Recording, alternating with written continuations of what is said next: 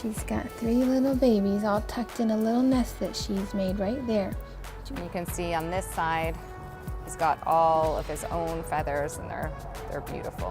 What have you learned about this vulture? So I've learned that he has an injury to his right elbow. I used the x-rays, It's healed.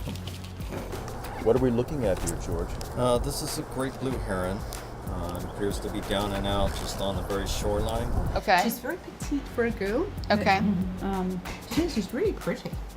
Today on 50 Plus Prime, a visit to the nation's busiest wildlife trauma hospital and the baby boomers who help it all work.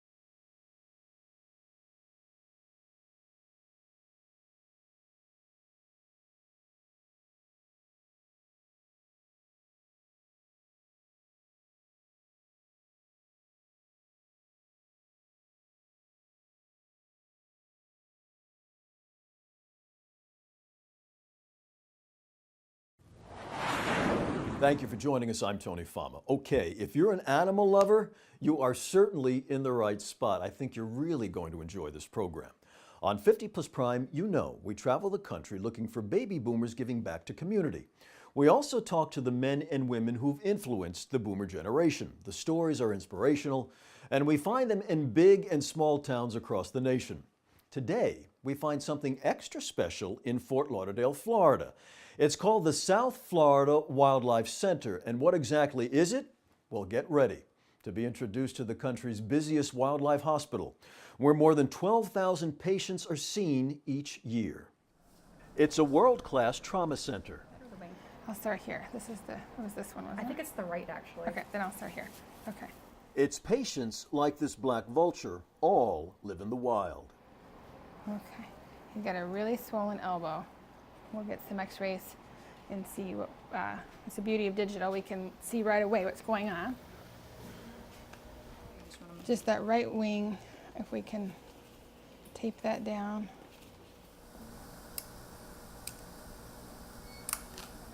So the good news is it doesn't look broken, but there's definitely some soft tissue swelling there. You can actually move the elbow. Not terrible. Yeah, you can move it pretty well. It's just really painful for him. We're going to get a blood sample from him, and we're going to finish the physical. At this point in the process, Dr. Grant, what have you learned about this vulture? So I've learned that he has an injury to his right elbow. I used the x-rays to tell me that the elbow isn't dislocated, that the bones of the wing are not broken, but that there is pain and inflammation there. So that could be from trauma, direct injury, or it could be an infection in there. I don't know which just yet. So she's collecting blood right now. We do our own in-house testing, so we'll do a complete blood cell count and an internal organ function screen. He's very skinny, and we still need to look at his blood tests. It's a good sign that he's feisty, certainly. But, you know, this guy is still a bird, so he's got to be able to fly. And at this point in time, with that elbow injury, there's no way he's flying.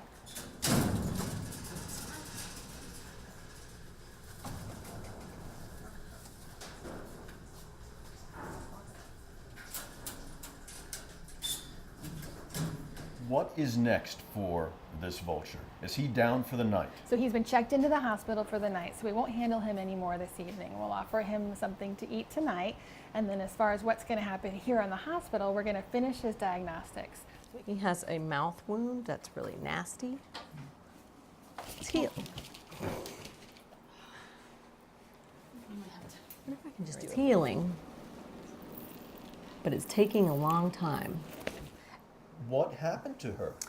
Well, this poor girl was caught in a trap, a humane trap. You know, like one of those kind of just cage traps. So she tried to get her little narrow nose through there, and just basically the wire ended up cutting through her jaw and damaged that jaw so much that an infection just ate down to the bone.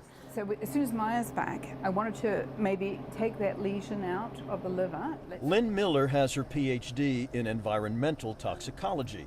She is one of 3 baby boomers filling a central role at the South Florida Wildlife Center. Okay, so when we look at the liver here, can you notice these circular lesions just in here? Those I would be concerned about.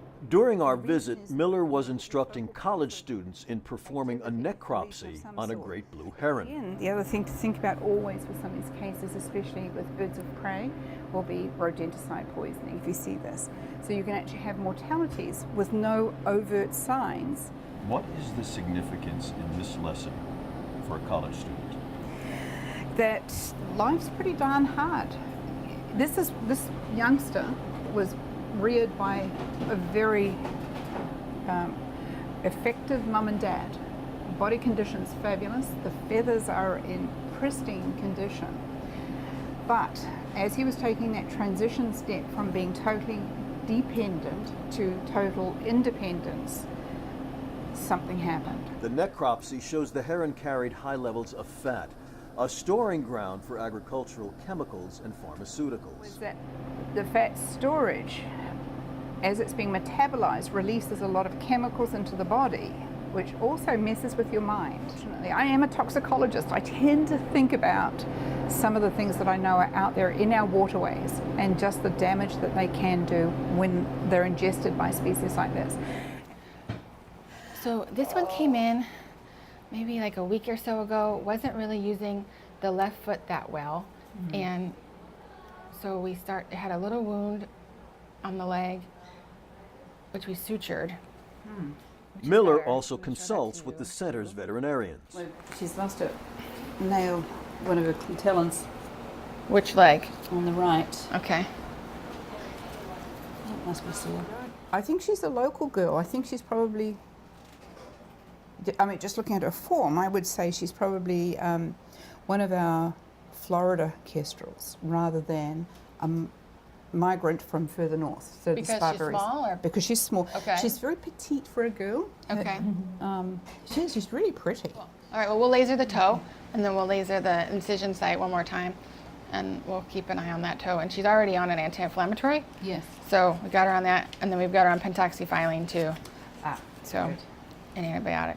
What is wrong with this bird?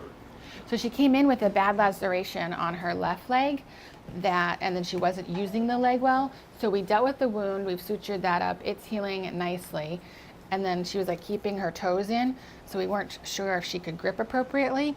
But now since she's been here and been on treatment, now she's gripping a lot better. But their weights are just not, I don't think they're where they should be. No. Miller is also working to determine why so many South Florida squirrels are underweight. They look like they should weigh more. They do, don't And they? yeah, they look like they should weigh more than they do now. I don't know. I just get the feeling that their fur even looks a little bit rough. Miller works with a commitment to healthy wildlife and a passion to teach tomorrow's leaders in wildlife rehabilitation. Lynn, do you enjoy mentoring young people? Oh, I love it. In some ways, I wish, but you know, this business is new. But I would have loved it if somebody was able to do that for me when I was a young woman too, because I was working on people at that stage and realised that they weren't my cup of tea. You preferred animals to people. Always. But, where to go with it? And so when I finally moved over to the UK and started working with wildlife, it was as though my life began. It's amazing. It's amazing. Ever since she came here, I was so happy because our education area has been so much better. That should not be surprising. Miller is a big thing in wildlife rehabilitation. In 2012, she was featured on a Radio Canada broadcast about the health effects of the Deepwater Horizon oil spill in the Gulf of Mexico on gannets living in Quebec. And it's not that there is any oil in the body. For Miller, man owes wildlife and the environment a better chance at success. On a global level, with human populations growing, the greater and greater need for food, consumer goods, just this whole world that we are constructing around us, there's a price to pay.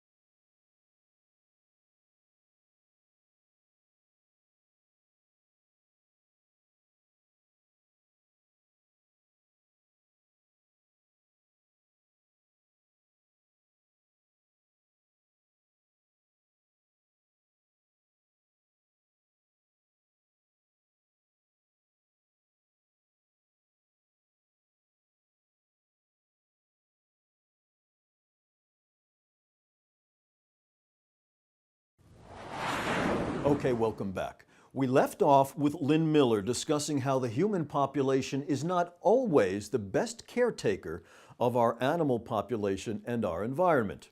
And that's a perfect segue to the woman who runs the South Florida Wildlife Center. Wildlife truly does represent the canary in a coal mine. Sick wildlife means sick environment, which means ultimately sick people. Deborah Drake is a second baby boomer with a significant influence at the South Florida Wildlife Center. She's its executive director. After a successful decades-long career in corporate America afforded her vacations around the world to visit with turtles and sea lions in the Galapagos, harp seals in Nova Scotia, and an inquisitive polar bear in Manitoba, Drake chose to put her passion for animals to work at making a difference. We focus on One Health, and One Health is a concept that human health, environmental health, and animal health are all inextricably tied together, and we try to follow that function. You have animals that come in, birds that come in with botulism. We identify the sources of the water that they are getting that from. It's that emphasis on collective health that's central to the Wildlife Center's mission, as it begins a $10 million capital campaign to get even better at what it does, sometimes even helping runaway or hop-away family pets on very special days. It's a good mama bunny. Yes. She says, I've had a big day today. I'm going to scan her for a microchip because some people microchip their bunnies, you know, in case they get lost. But unfortunately not this gal. So we'll call her a stray. She's doing really good. She's got 3 little babies all tucked in a little nest that she's made right there. 2 pink ones and 1 dark one. So I'm going to pass her over to my technician right now, and she's gonna go put her in her maternity suite so she can nurse her babies. This looks like a healthy mama. This looks like a healthy mama. I took a quick x-ray about an hour ago just to make sure there weren't any more babies still in the chute, and they're not. She's young. She's maybe 1 to 2 years of age. She doesn't have any wounds on her. She's in great body condition, so I mean, somebody had her at one point in time. Hopefully they'll call around for her. And then if they do, you know, we've got her and we'll take good care of her. And if they don't, then we'll adopt her out, find her a good home. Okay, mamacita.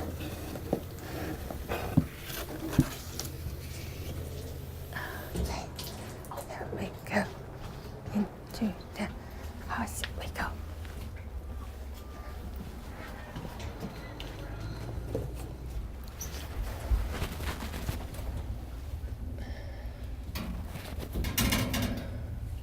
She is looking for her babies. They're right here, Mommy. They're right here. Look, look. They're right here. Okay. She's also looking for some breakfast. Okay. Dr. Schneider, what are we about to see here? So we have 2 of our patients, a red-shouldered hawk and a broad-winged hawk, that are hopefully going to be released today. So we're doing a final evaluation of their fitness and their feather quality and their weight prior to release. So you're going to see our pre-release evaluation of the patients. Fabulous, go to it. All right. Turn this way. It's all a part of it. It's okay if it's not perfect. Do you want them against you when I take his hoodie off?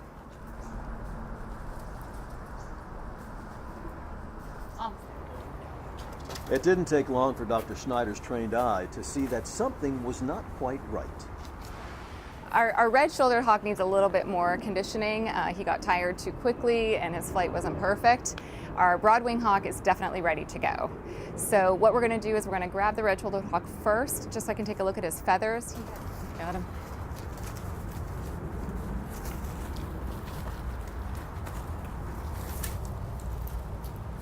Got him?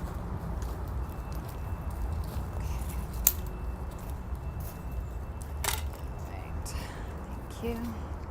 So this is a hoodie that we put on to reduce their stress.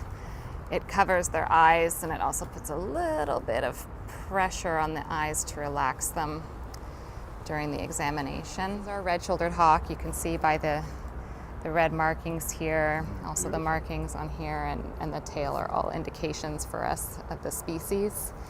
Now he had 3 feathers imped on this side, and I can see the reason he's struggling with his flight is because not all of them held. So what we'll have to do is either schedule another imping procedure or wait for these 2 feathers to molt, which means that they'll push out and new ones will grow in.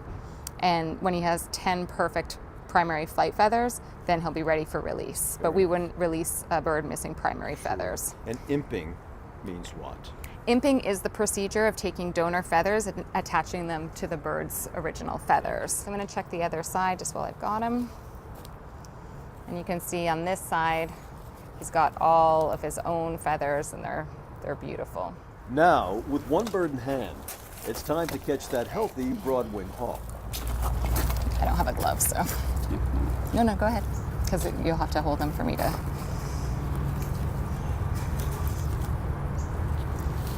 You can see the difference on how much harder he was to catch than the other one. He's ready to go. Remember this hawk, we'll come back to it. Actually, it's this bird that leads us to our third baby boomer at the South Florida Wildlife Center with an important responsibility. George Hill is a 60-year-old employee at the center. We watched as he helped this anhinga prepare for a return home. George rescues injured animals and releases them back into their natural habitats after they've healed. Release day is George's favorite. Just getting them back to their environment, letting them go free again, that's everything to me.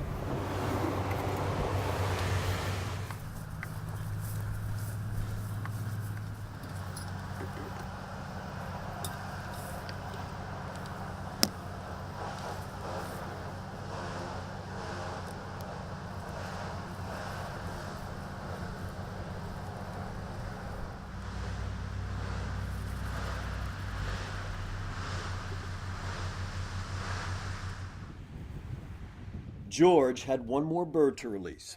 That's right, it's the broad-winged hawk that Dr. Schneider okayed for release earlier.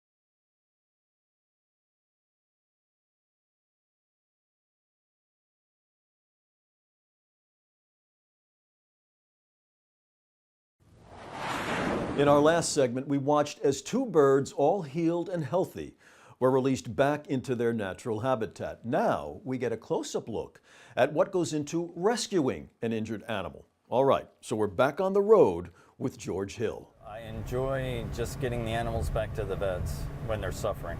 Sure enough, as we rode with George, he was diverted to rescue an injured bird. As George continued walking, he found what he was looking for just to his left, about 30 feet away on the banks of the waterway. What are we looking at here, George? This is a great blue heron. It appears to be down and out just on the very shoreline. So what I'm going to do is I'm going to go down there, see what he's like. I'm going to try and pick him up and take him back to the van so we can put him in a carrier, transport him. Okay.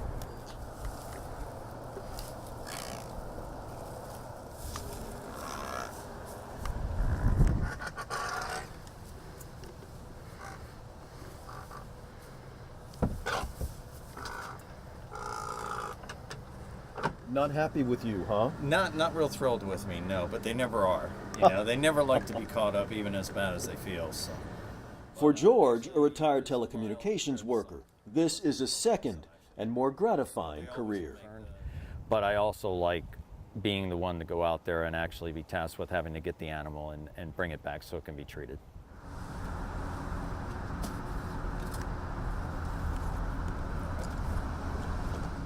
Back at the South Florida Wildlife Center, treatment is the next step.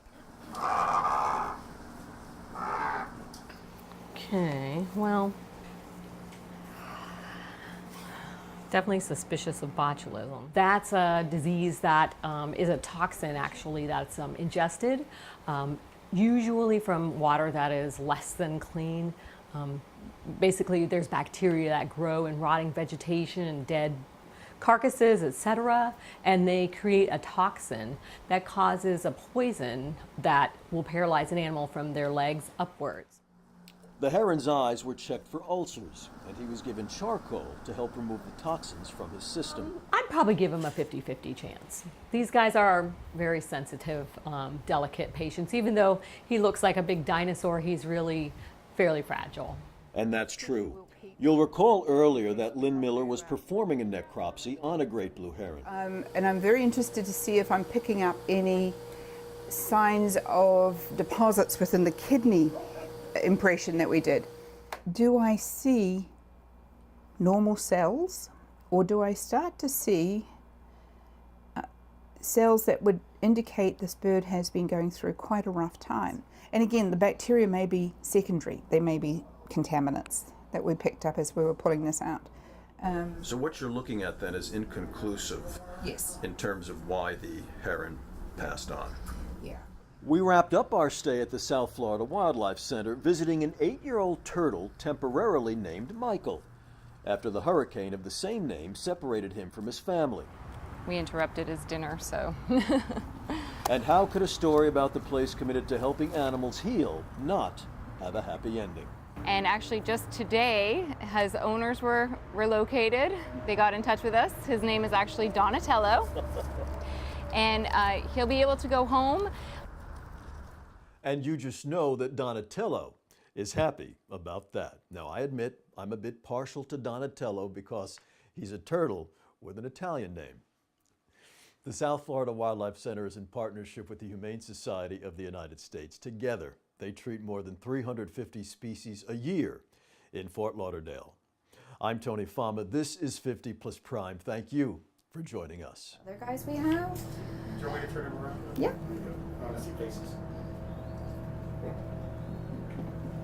He is really pale. Yeah. Even his tail and feet seem. Who is this? This is a little possum, not a teeny tiny baby, but a young one. He was found swimming ever so inappropriately in a hot tub and was brought in. And he's a little thin, he's not been eating very well, and he's pale, which indicates to me he might be anemic.